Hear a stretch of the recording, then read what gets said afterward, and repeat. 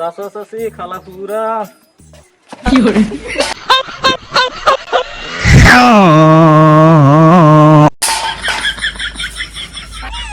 আল্লাহর নামে এই গরিবকে কিছু টাকা পয়সা দান করেন।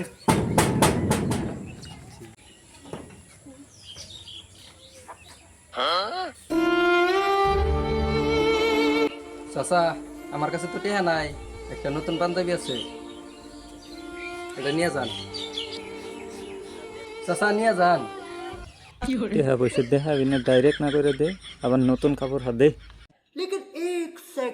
এনে সব আমার বিজনেস নষ্ট করার ধান্দা। আমার ভালো কামাই দেখা আবার সহ্য হইতেছে না অগর জলে।